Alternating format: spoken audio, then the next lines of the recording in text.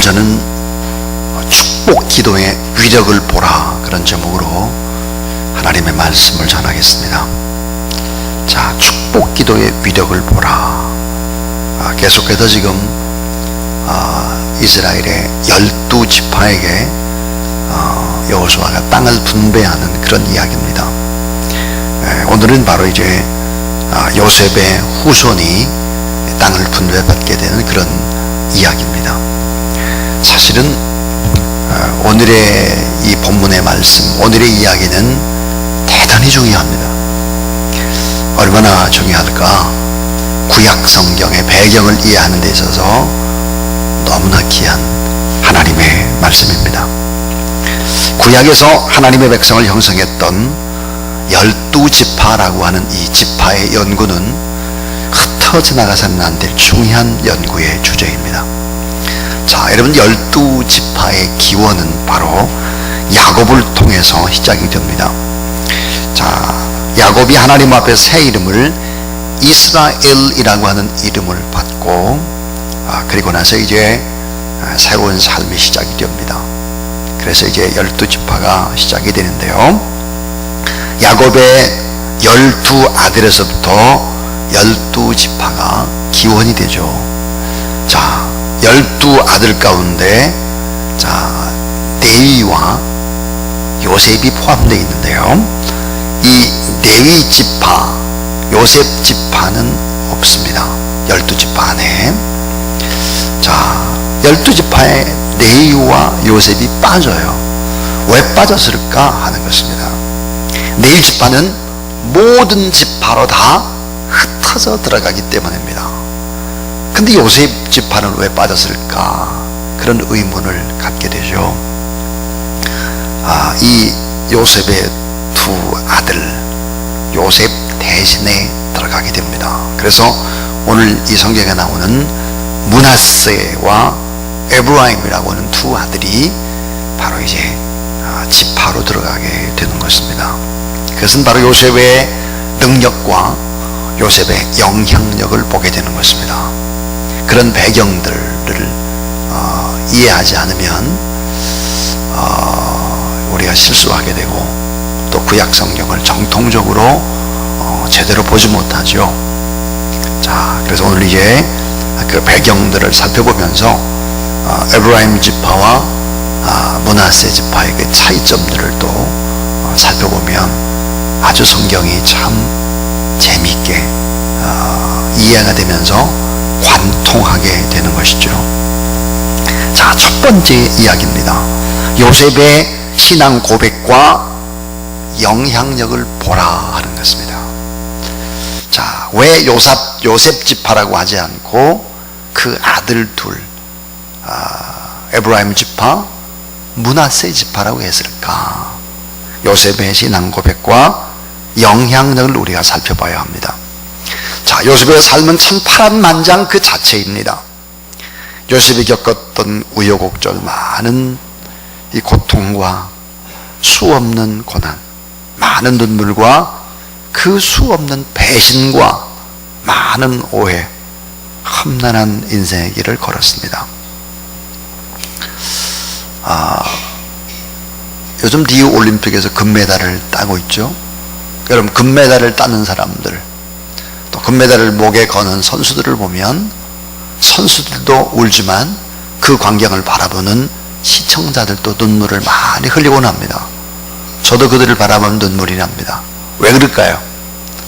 양궁에서 조금 전에 1등을 하던데 구본찬 선수가 금메달을 따가지고 전 종목 석권 그랬습니다. 왜 그거를 보면 눈물이 날까요? 금메달을 따서만이 아니죠. 금메달을 따는 과정이 인간이 겪어야 되는 모든 고난은 다 겪게 되는 것입니다. 지다가 이기고, 이길 것 같다가 지고, 그러다 역전승하고, 이런 수없는 경우의 수들을 만나기 때문이죠. 그래서 그거는 금메달이라고 하는 것도 중요하지만 그 과정에 겪어야 될 인간의 모든 것들을 다 겪고 그 시상대에 서기 때문입니다. 요셉도 마찬가지입니다. 요셉의 인생은 얼마나 험난한 경로였을까요? 자, 배다른 형들, 엄마가 다른 형, 이 형들이 요셉을 죽이려고 우물에 빠뜨립니다. 죽여버리게 되는 거예요. 형제들이 집안이 콩가루입니다. 자, 결국은 애굽의 노예로 팔아 넘겨가지고 애굽에서 완전히 종으로 노예로서 살아가는 것입니다. 나중에 보디발의 아내 때문에 결국은 감옥에 갇히게 되고 삶과 죽음을 넘나드는 인생의 막장, 그곳에서 정치범 이런 사람들이 수용되는 그 깊은 정말 암흑 같은 굴 속에서 지내게 되는 것이죠. 아버지 야곱은 아들 요셉이 다 죽은 줄로 알고 이 형제들이 전부 다 거짓말을 쳤기 때문이죠. 근데 나중에 요셉이 이제 국무총리, 총리 대신이 되고 난 다음에 아버지 야곱과 거짓말 형제들이 요셉을 만나러 오는 것입니다. 대성통곡하게 되는 것이죠. 이런 과정. 자, 그리고 나서 이제 요셉이 결혼을 합니다. 그리고 첫 아들을 낳습니다. 여러분, 첫 아들의 이름이 뭘까? 므낫세입니다. 므낫세. 이 므낫세라는 이름 속에는 요셉의 신앙 고백이 담겨져 있습니다. 요셉의 하품이 배어 있습니다. 요셉의 미래의 희망이 담겨져 있는 이름이 바로 므낫세입니다. 창세기 41장 46절 이하에 첫 아들을 낳고 이름을 므낫세라고 했습니다. 여러분, 므낫세라고 하는 이 이름의 뜻이 뭘까? 성경은 이렇게 말합니다. 하나님이 나로 나의 모든 고난과 나의 아비의 온 집을 잊어버리게 하셨다 그랬습니다. 이 므낫세라고 하는 이 이름의 뜻이 뭘까? 따라해 주세요. 이제는 다 잊을 수 있다. 이제는 나의 모든 지난 날의 수 없는 고난과 억울함과 아픔과 절망과 이 모든 것을 이제는 다 잊어버릴 수 있다. 이제 모든 나쁜 일들을 다 잊어버리고 이제 나도 새 출발할 수 있다. 요셉의 가슴 속에 남아있던 원망과 분노와 미움과 슬픔, 이젠 내가 다 잊어버릴 수 있다. 그래서 그 아들의 이름을 므낫세 그랬습니다. 둘째 아들을 낳습니다. 둘째 아들을 낳고 이름을 에브라임이라고 했습니다. 이 에브라임의 뜻이 뭘까? 그것은 바로 창성하다. 이제는 하나님이 내게 복을 주시는구나. 바로 에브라임입니다. 그러니까 이 자녀의 여러분 이름을 지을 때 신앙의 고백과 함께 미래의 희망과 함께 하나님을 향하는 간절한 소원과 갈망이 이름 속에 고스란히 배어 있다는 것입니다. 그래서 정말 여러분 자녀들의 이름이나 손자 손녀의 이름을 지을 때 정말 이건 잘 져야 되는 것입니다. 장명소 같은 데 가서 지면 안 되는 거예요. 이름을. 저는 제가 저희 교회에 어린아이들 이름을 참 많이 지었습니다. 이름을 지을 때는 정말 많이 기도하고 신중하게 이름을 짓곤 합니다. 왜냐하면 이름대로 인생을 사는 것을 성경은 얘기하고 있기 때문이죠. 자, 이 에브라임이라고 하는 말은 따라해 주세요. 갑절의 축복. 예, 갑절의 축복이다. 창성하다. 이제는 하나님이 복을 주시는구나. 결국은 이 장자인 므낫세와 에브라임이 그렇게 태어나게 되는 것입니다. 그래서 요셉의 신앙 고백과 요셉의 간절한 바람과 그 영향력이 므낫세, 에브라임 그 이름에 담겨져 있다 하는 것입니다. 이것을 알지 못하면 므낫세 지파가 어떻게 생겨났고 에브라임 지파가 어떻게 생겨나는 것을 우리는 모르는 것이죠. 두 번째 이야기는 더 흥미진진합니다. 따라해 주세요. 축복 기도의 위력을 보라. 여러분 간신히 따라하지 말고 힘차게 한번 따라해 보세요. 따라해 주세요. 축복 기도의 위력을 보라. 창세기 48장에 보면 야곱이 마지막으로 축복 기도를 합니다. 48장 10절부터 16절에 보면 야곱의 눈이 어두웠습니다. 근데 야곱이 축복 기도를 어떻게 할까 하는 거예요. 자, 야곱의 아들들 가운데 요셉이 있었는데, 자, 요셉의 두 아들에게도 이제 야곱이 축복을 합니다. 여러분이 고대 근동 지방에 축복을 할 때의 특징이 있었습니다. 그것은 오른손, 머리를 오른손으로 얻는 이 오른손의 축복은 장자에게 하는 축복입니다. 그리고 이 오른손의 축복과 왼손의 축복의 차이가, 오른손의 축복 기도를 받게 되어지면 장자뿐만 아니라 2배의 유산을 받게 되는 것입니다. 자, 이제 야곱이 축복 기도를 합니다. 그때 바로 이제 요셉이, 자, 여러분 제가 만약에 야곱이라고 생각해 봐요. 그러면 이렇게 손을 얹을 거 아니에요, 이렇게 기도를. 그러면 이제 이 장자, 요셉의 아들 장자가 이렇게 저의 오른손에 있는 그쪽에다가 이렇게 머리를 대게 이렇게 한 거예요. 므낫세가, 이쪽이 에브라임이에요. 그런데 이 요셉이 안수를 그렇게 하지 않고 바꾸어요. 이렇게. 그러니까 이게 에브라임인 둘째 차자가 장자가 되는 거예요. 므낫세가 장자인데 이게 왼쪽 손으로 이렇게 가서. 그래서 이제 요셉이 보고, 아버지 그게 아니라고, 손이 바뀌었다고 하니까 아니라고. 그래서 그냥 기도를 어때요? 이렇게 해버려요. 반대로 해버려요. 자, 팔을 어긋나게 축복 기도를 하는 것입니다. 안수할 때. 그 다음에 어떻게 됐을까? 운명이. 신명기 33장 16절에서부터 17절에 보면 모세가 이제 죽을 날 운명이 다 됨을 알고 12지파의 족장들을 다 세우고 기도를 합니다. 신명기 33장 16절부터 17절에 모세의 축복 기도는 참 놀랍게도 이렇게 합니다. 자, 에브라임은 만만이요. 에브라임이 둘째 아들이잖아요. 요셉의 만만이요. 자, 므낫세는 천천히라. 아까 야곱의 예언에 보면 이런 말이 있어요. 에브라임이 므낫세보다 더 큰 자가 되고 그랬습니다. 그러니까 둘째 아들이 첫째 장자보다 더 큰 자가 된다. 요셉이 그렇게 축복 기도를 했는데 모세도 역시 마찬가지로 에브라임은 만만이고 므낫세는 천천히다.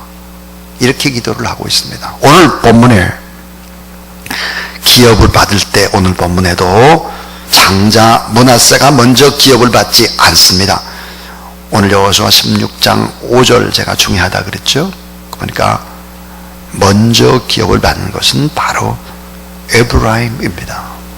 에브라임이 훨씬 더 많이, 더 넓게, 인구도 더 많은 것을 알 수 있습니다. 자, 여러분, 이 야곱의 축복의 기도와 모세의 축복의 기도, 이 기도는 장자가 뒤바뀌는 기도였습니다. 그러니까 이 어머니 아버지의 이 기도, 또 지도자의 기도, 목사님들이 여러분을 향한 기도, 이 기도의 위력을 알아야 합니다. 일평생이 바꿔줄 수 있다는 거예요. 어느 아버지가 자기 아들이 성적이 너무 안 나와요. 그래서 학교에서 선생님한테 전화가 왔어요. 빨리 오세요, 아버님. 아들이 너무너무 점수가 안 나옵니다. 특별히 국사, 역사 시험 점수가 너무 안 나와가지고 상담을 했습니다. 아버지가, 선생님, 제 아들이 그렇게 역사 공부를 못합니까? 이렇게 물어봤더니 담임선생님이 한번 제가 먼저 아버님한테 묻고 싶습니다. 아버님은 학창시절에 역사, 국사 시험 공부 잘하셨습니까? 몇 점이었습니까? 이렇게 물어봤더니 아버지가 머리를 긁으면서 저야 뭐 형편없었죠. 이랬더니 이 담임교사가 뭐라고 말했냐, 이렇게 말했어요. 역사는 되풀이 되는 겁니다. 이렇게.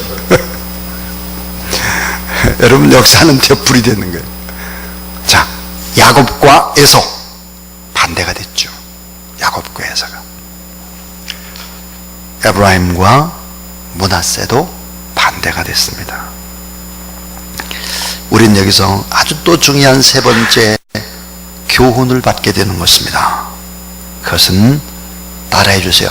운명주의가 아닌 믿음의 기적을 보라. 예, 운명주의가 아닌 믿음의 기적을 보라 하는 거예요. 장자는 2배를 받아요, 차자보다. 근데 어때요? 이게 운명인 거예요. 장자는 유산을 2배를 받고 특혜를 받고 다 그렇습니다. 이게 바로 운명인 거예요. 바로 유대인들의 운명, 히브리 백성들의 운명이었습니다. 근데 믿음의 세계는 이 운명이 바뀌어진다는 거예요. 그러니까 운명주의가 아니라 믿음의 기적을 보라 하는 것입니다. 요셉은 창세기 48장 17절 이하에 참 많이 실망을 합니다. 요셉이.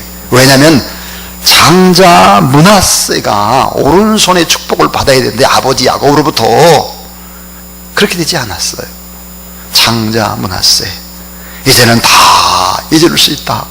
이제는 나 모든 나쁜 일을 다 잊어버린다. 이제는 새 출발한다. 그래서 므낫세 그랬는데, 이 므낫세가 오른손으로 안수를 받고 축복을 받아야 되는데 그렇게 받지 못했기 때문에 요셉이 실망을 합니다. 자, 요셉 지파를 왜 세우지 않았는가? 요셉은 참 똑똑한 사람이죠. 그래서 금방 알아차렸습니다. 하나님의 절대 주권과 오묘한 섭리가 있었다는 것을 알았습니다. 참 장남인 이 므낫세도 이 오묘한 섭리, 하나님의 주권적인 역사를 그대로 받아들입니다. 거기서 항의를 하지 않습니다. 왜 내가 장자인데 왜 내가 유산이 2배나 적습니까? 이렇게 말하지 않았다는 거예요.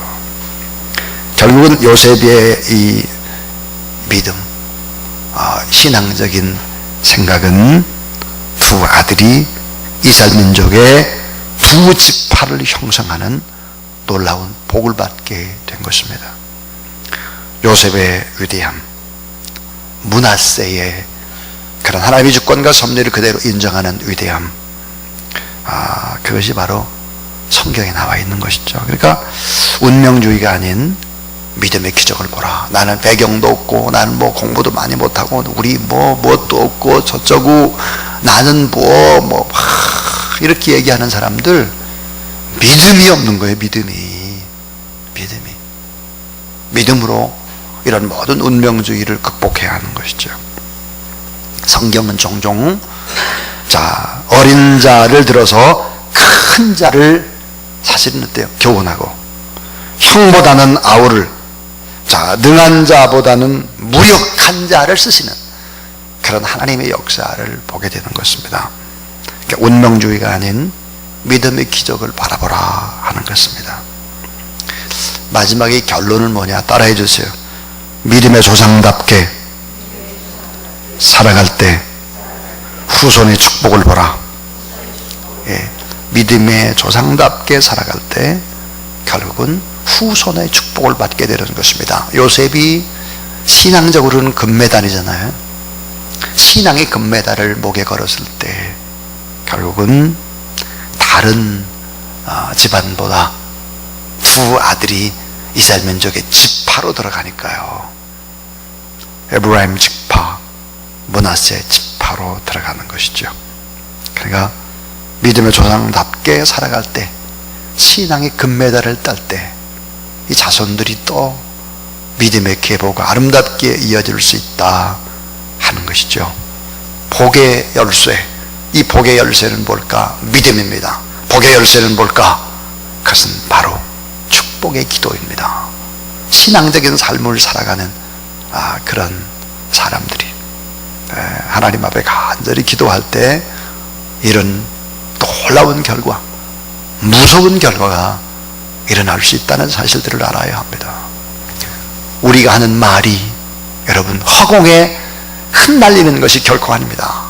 우리의 말은 그대로 하나님이 다 들으십니다. 우리의 얼굴에 그려져 있는 작은 주름진 이 주름살 하나에도 여러분 우리의 역사인 것입니다. 우리의 모습이 그렇습니다. 인생은 그냥 지나가고 세월은 흘러가는 것이 아닙니다. 차곡차곡 쌓여서 그 흔적들이 다 남겨지게 되는 것이죠. 그러므로 한날 한날의 삶은 엄숙한 것입니다. 하나님 앞에서 믿음의 조상답게 살아갈 때 바로 야곱의 축복의 그 기도, 이 손이 어긋난 기도라도 그 기도대로 인생이 달라지고 민족의 역사가 달라질 수 있다는 사실들을 늘 인식하십시오. 악한 원수마귀 사탄의 세력이 그렇게 공격합니다. 야, 네 하나가 변한다고 뭐가 변하냐? 너 혼자 뭐 그렇게 고분분투한다고 되냐? 마귀의 짓거리입니다. 마귀. 그렇지 않습니다.